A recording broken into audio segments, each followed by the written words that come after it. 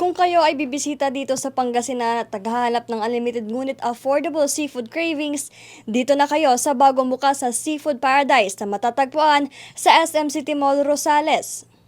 Simula pa lamang ng pagbubukas ng Seafood Paradise sa SM City Mall, Rosales ay dinagsana ito ng mga lokal na mall goers sa Rosales, Pangasinan. Ayon kay Lorely Manalili, General Manager ng Seafood Paradise, halos lahat kasi ng pagkain kagaya ng seafood at local meat ay gustong-gusto ng mga tao. Isa sa itinampok ni Manalili ang Humba de Cebu, isang lokal na potahe ng probinsya ng Cebu at lechon baboy.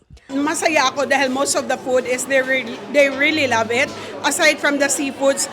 But of course, yung mga local natin na meat, just like actually guys, dinala namin yung Humba de Cebu, which is the local of Cebuano.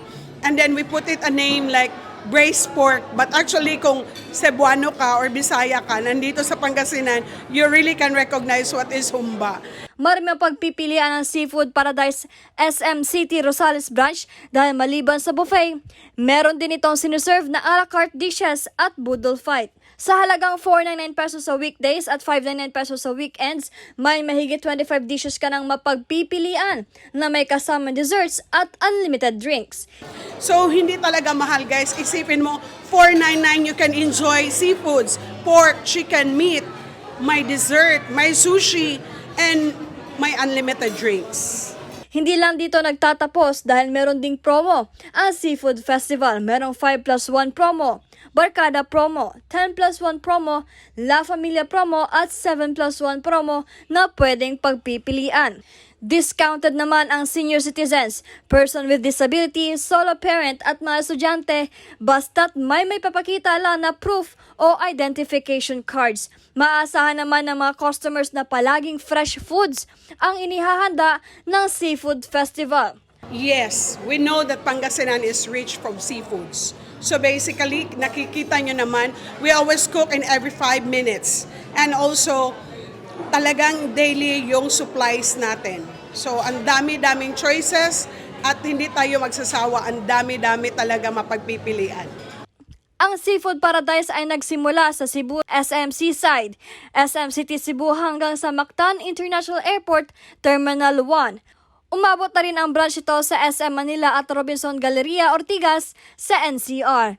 Sa North Luzon, matatagpuan ang Seafood Festival sa SM Baguio. At ngayon nga ay Kauna-Unahang Seafood Festival sa Pangasinan na matatagpuan sa SM City Rosales. May 2 branch na rin ang Seafood Festival sa Davao City na matatagpuan sa SM Davao Ecoland at SM Lanao Premier. Sa Cagayan de Oro, matatagpuan naman ang branch nito sa SM CDO Uptown. Ayon kay Matt Marvin Cabalquinto, presidente ng Seafood Paradise, plano pa nilang magtayo ng panibagong branch dahil marami pang ino-offer ang SM Malls sa kanila. In SM, they're offering us in every opening they have in new stores in SM.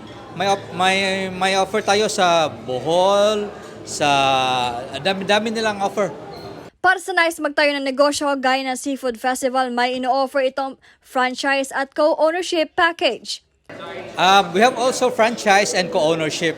Yung may franchise tayo sa CDO, sa Baguio. Dito, it's a co-ownership in SM Rosales po.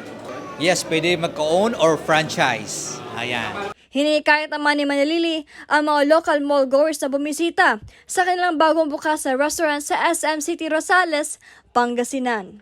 First food dito tayo sa Pangasinan, guys. So basically, nakikita nyo sa likod ko, yan ang setup. The ambience we have here is very nice. We have a big parking space and we are located lower ground floor po dito sa near the entrance ng SM. So please come and visit us here and taste the taste of Seafood Paradise where unlimited food never ends. Ang Seafood Festival sa SM City Rosales ay bukas tuwing mall hour mula alas 10 ng umaga hanggang alas 9 ng gabi mula Lunes hanggang sa araw ng Linggo. Para sa Diyos sa Pilipinas, kumahal si Vian Vergabinya, SM9 News, North Luzon.